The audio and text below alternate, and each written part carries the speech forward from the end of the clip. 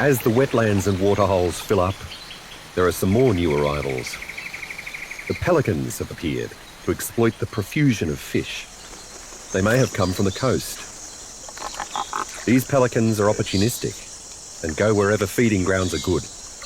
They have one of the longest bills of any living bird. It can grow up to 1/2 metre long.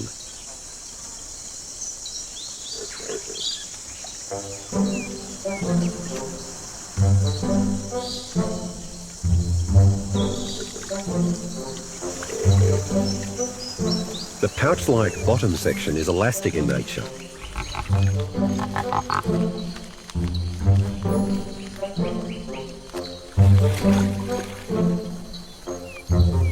The expandable pouch scoops the fish up, along with all the surrounding water.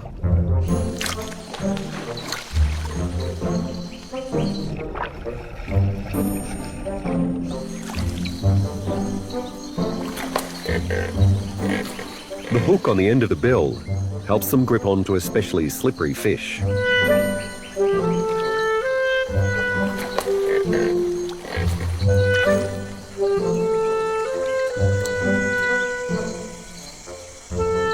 They squash down their pouches and drain the water out, leaving just their catch, which they swallow whole.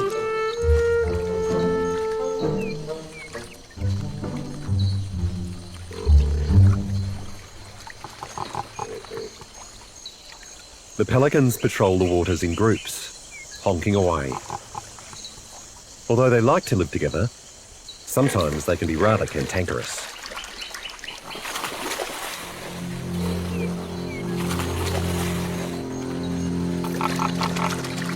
All this commotion attracts one of the waterhole's top predators.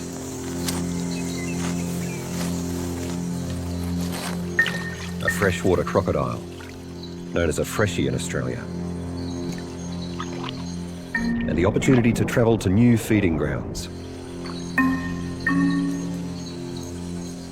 Usually smaller than its saltwater cousin, the freshie also has a narrower snout. This nose shape means better stealth and speed in the water.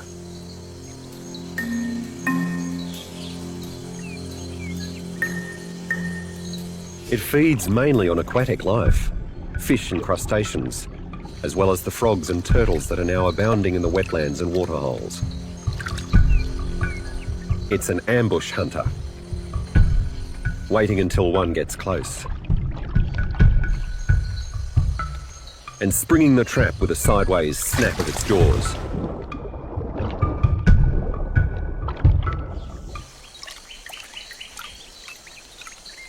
As it gets larger, the freshie will also go for mammals like water rats and water birds. Crocodiles have been on the planet for around 200 million years, outliving the dinosaurs.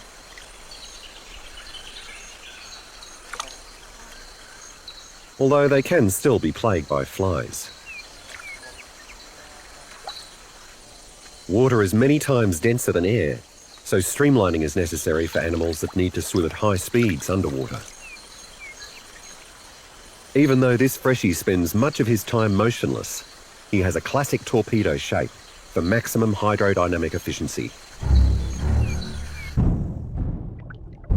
His webbed back feet help him maneuver into the perfect position. And his powerful tail propels him silently through the water as he sneaks up on an unsuspecting pelican.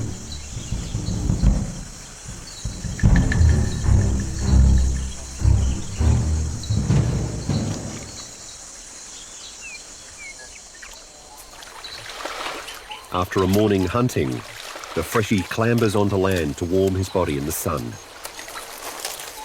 He's an ectotherm and uses external heat to control his internal temperature. Although this does make him dependent on the weather, one advantage is that the freshie doesn't need to feed as often as warm-blooded animals like birds and mammals. He can go without food for months if he needs to. As well as fish, the freshie will take any mammals that venture too close to the water.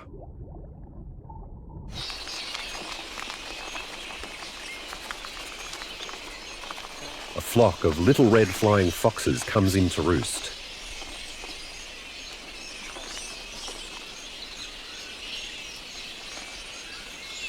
These bats like to base their colonies near large bodies of water, like this waterhole.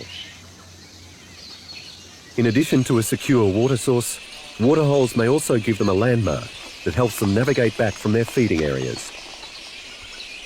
Every evening they set off en masse to find the nectar, fruit and blossoms they eat. The bats swoop down and take a sip from the water whilst on the wing. But that drink could cost them their lives.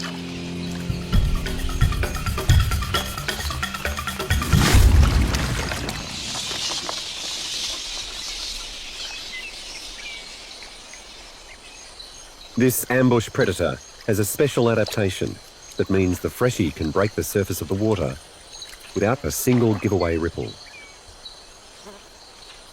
He can move vertically up and down on the spot without swimming or twitching a limb.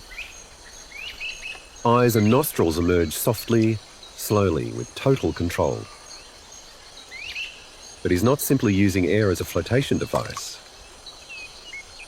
The croc is actually moving entire organs around to achieve this shift in buoyancy.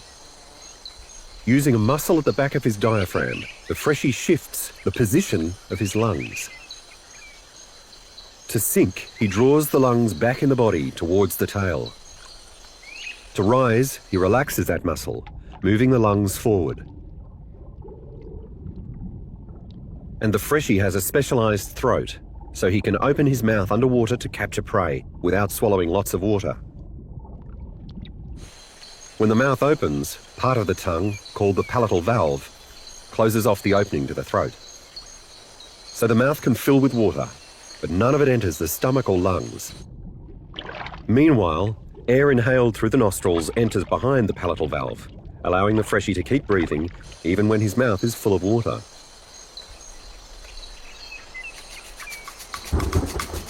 All the waterhole inhabitants have their own ways of getting oxygen.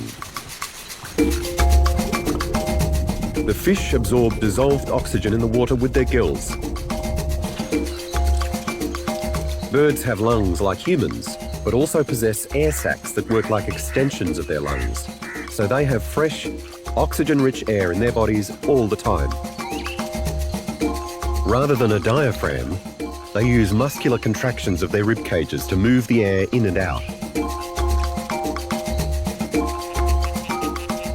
Amphibians have lungs, but can also breathe through their skin. The croc's stealthy breathing system also means they can go undetected as they ambush their prey, with no giveaway bubbles. They have excellent binocular vision. But even if they're in dark water, full of mud, they have tools that enable them to constantly map their environment. Sense receptors on their bodies tell them when water pressure changes or if there's a disturbance, which could mean dinner is served.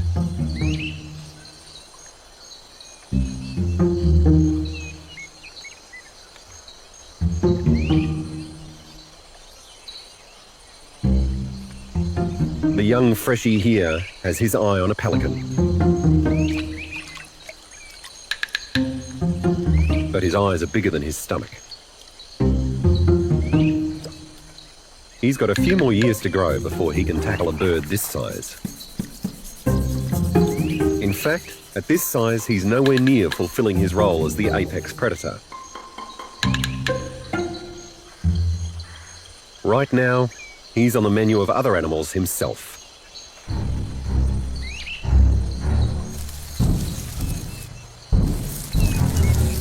A water python is silently poised at the water's edge. It's a non-venomous snake that kills by constricting its coils and suffocating its prey. It mainly feeds on rats and other small mammals, but if this snake gets big enough, it will take a baby crocodile. Especially a nice little bite-sized one like this, just a few weeks old.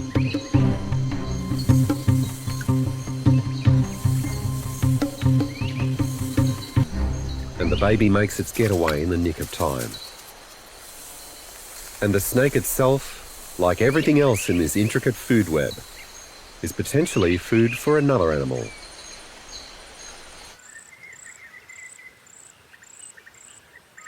At first glance, the ecology of the waterhole may look like a simple food pyramid, with the plankton feeding insects, which feed fish and birds, which in turn feed bigger animals like the freshie. But the real law of this watery jungle is that all the animals eat whatever will fit into their mouths at the time.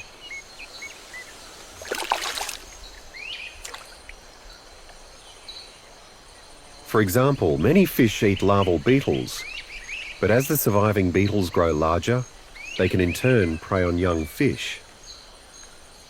So at the waterhole, what goes around comes around. The snake may be a hunter, but it's also a favourite meal for one of the rulers of the wetlands. It's not an obvious predator.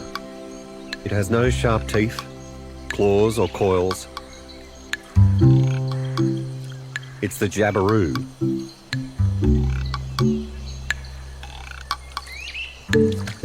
The jabiru, or black-necked stork, is Australia's only stork species.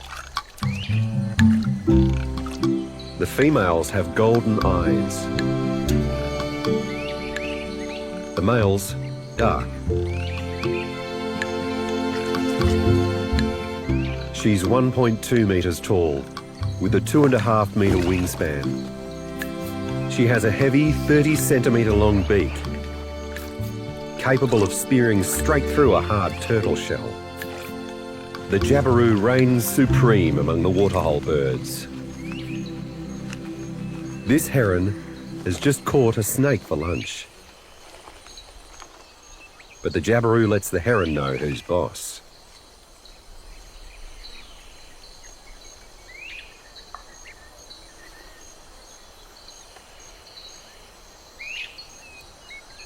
The jabiru eats everything the waterhole has to offer, from tiny fish and insects to baby crocs.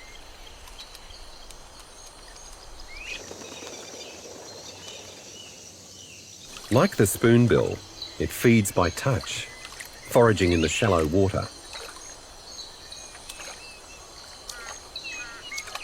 Holding its bill at around a 90-degree angle to the surface, it can feel sensations in the water and mud that tell it when prey is close. Then it snatches it up or skewers it with its bayonet bill.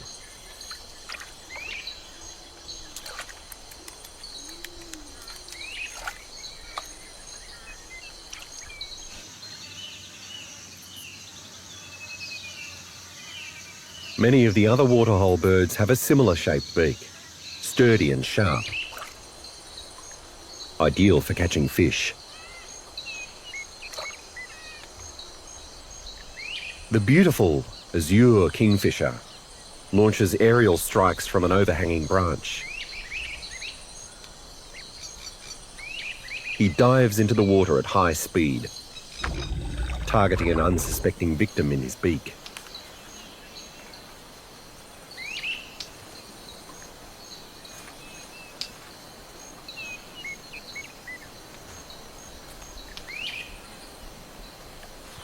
Back on his perch, he kills the fish by bashing it on the branch before eating it.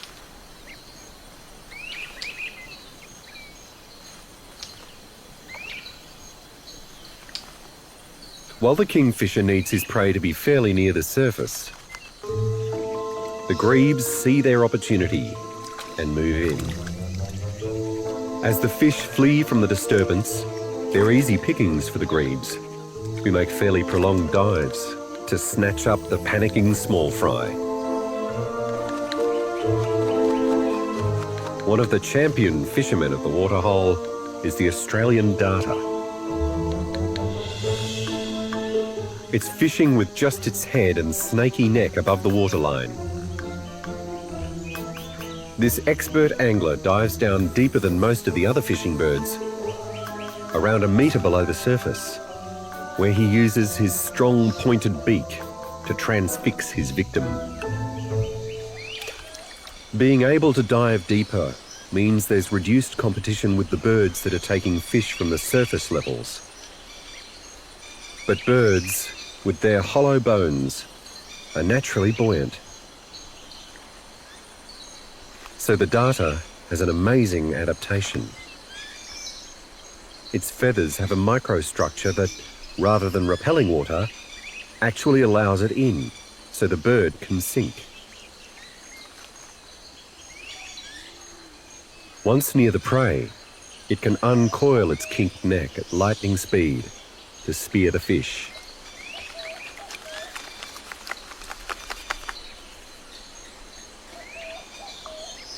These special feathers are ideal for fishing, but they're poor insulation.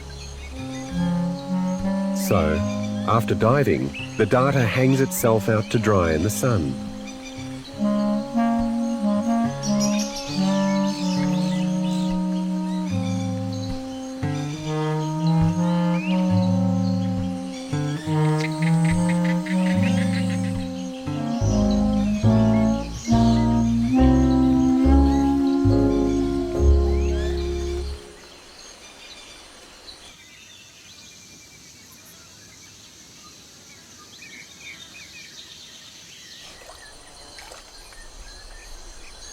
All the food here in the wet season means it's a good place for the jabiru to bring up their babies.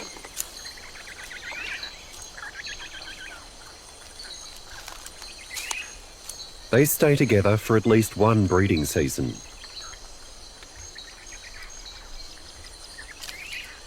They've chosen a nest site near the water's edge and built a massive nest around 1 metre wide from sticks and woody debris.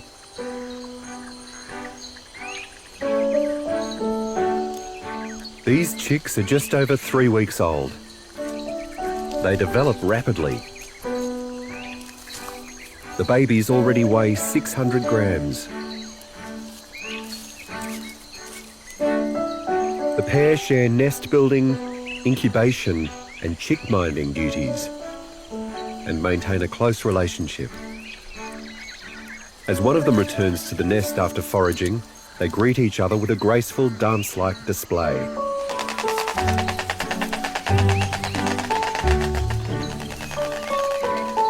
With wings outstretched, they gently clack their beaks and flutter.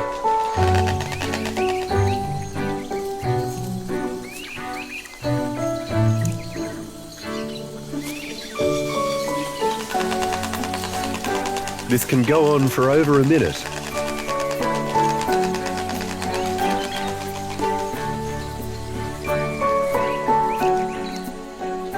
Both parents bring the chicks food. Small fish, which they regurgitate.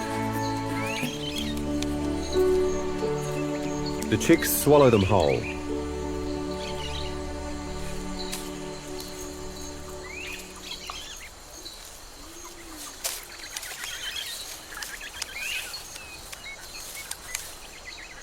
It's mid-November, and the chicks will fledge in just another 9 or 10 weeks, although they'll still get food from Mum and Dad for some weeks after that.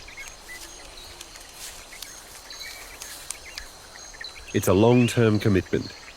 They'll be together for around 6 months, from mating, through hatching, and extended chick rearing. So it's difficult for them to breed every year. Many pairs mate every other year. At around 4 months old, the chicks will start to find their own food. At first, they'll be going after smaller prey like small fish and insects. But they'll have lots of competition for the tiny fish.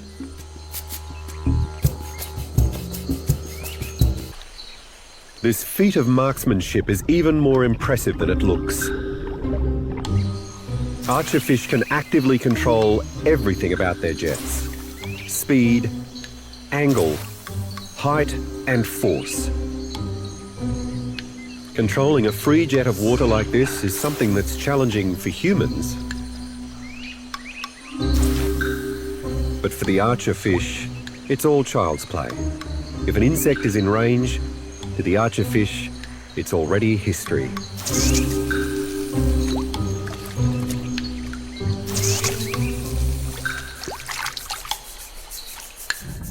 When the archerfish takes aim at an insect on an overhanging branch, its eyes are underwater. Light bends when it enters water, so the fish must make a calculation about where the prey really is and correct for the bending of the light. That's easy maths for the archerfish.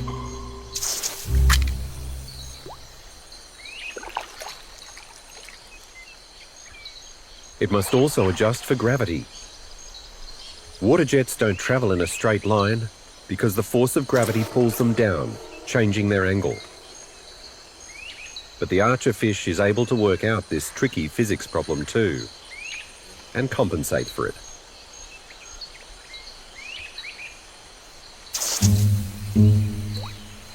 Bullseye. And researchers have discovered something about the archerfish that explains how it's able to hit an insect with enough force to stun and dislodge it up to 2 meters away.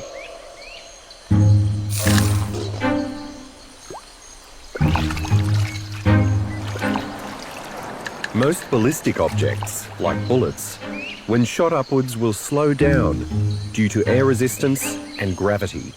But the water jet of the archerfish actually speeds up as it goes further.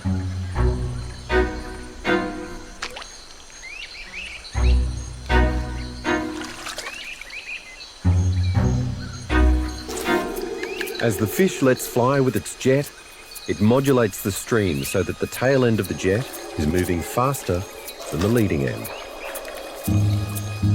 As the back end catches up with the front end, it combines into one big super blob that moves even faster. The energy that was dissipated over an arc is now condensed into a high-power ball of water that blasts the unsuspecting insect from its perch.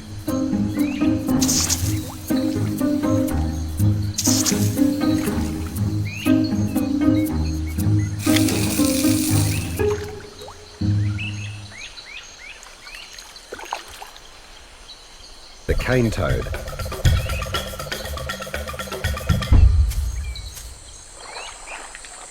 Originally from Central and South America, cane toads were introduced to Australia in the 1930s to try and control pest beetles in sugarcane crops.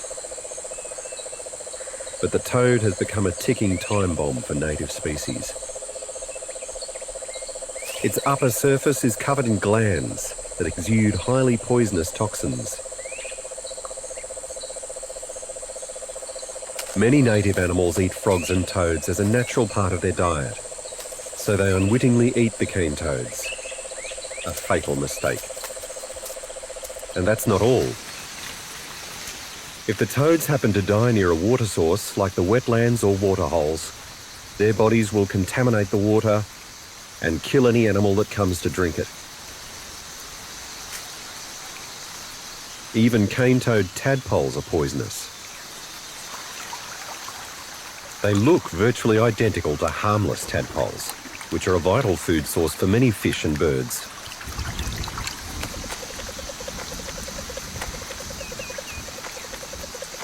These toxic toads are expanding their range westwards across the country at a steady pace and are a complete disaster for native wildlife.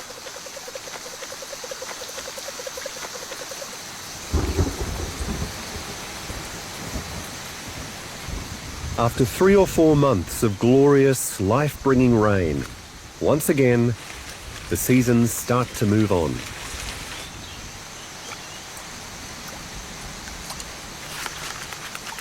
By March, showers become lighter and more intermittent.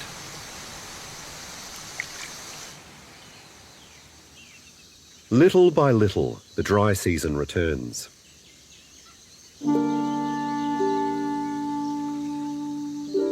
As the dry season intensifies, the wetlands and waterholes begin to shrink back. The water's edge turns to thick mud. The once lush plant life begins to dry up. Life for all the animals gets harder. The migrants leave for wetter, fresher pastures.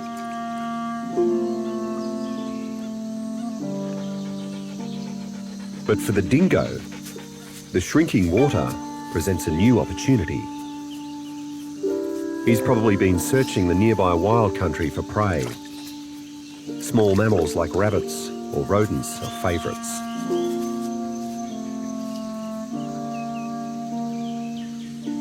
As the centre of local animal life, the waterhole is also a prime spot to see if there's anything to eat.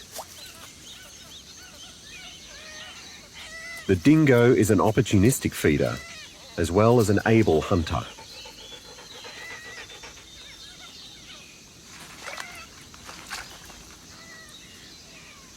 If something succumbs to starvation or disease, he'll take advantage of it. He's a regular visitor to the waterhole, especially as the waters recede, leaving thick, cooling mud behind.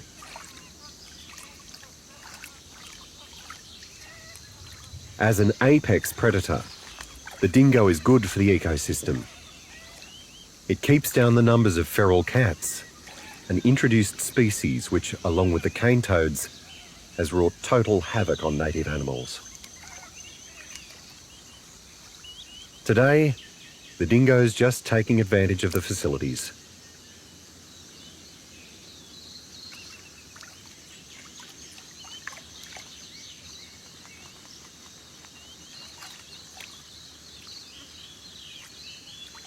As the rainfall slackens off, for some species, this is a time of plenty. All the food concentrates into diminishing pools of water and becomes easier prey.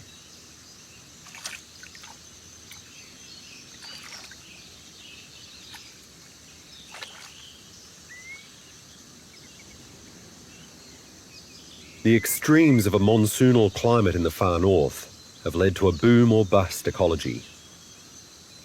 Times of plenty, followed by hard times.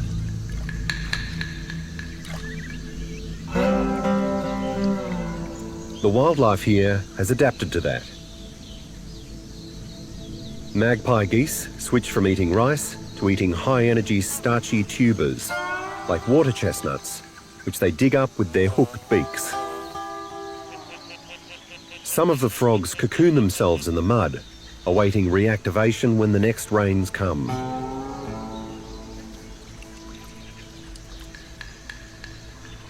The crocodiles start eating less as the seasons change, and food becomes more scarce.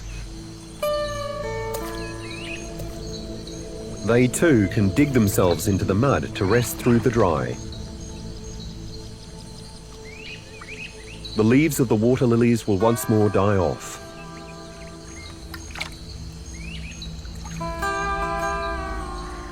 Some freshwater turtles wait for the dry season to lay their eggs in sandbanks. Inside the eggs, the embryos develop for around 70 days, but then go into diapause, a state of stasis. In this dormant condition, they wait until the next lot of heavy rain or floodwater reaches the nest. Then all the hatchlings will burst out of the nest at once. To avoid the worst of the drought, the jabiru will simply take off and fly to less ephemeral water sources, as can the spoonbill and the rest of the birds. The smaller life forms, like crustaceans, have their own ways of ensuring the next generation lives through the dry. Some have eggs that are resistant to drought, and so tiny they can be born on the wind.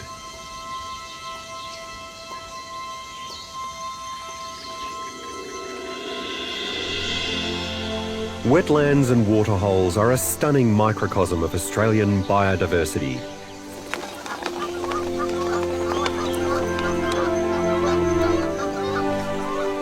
They're the natural storehouses for thousands of different species.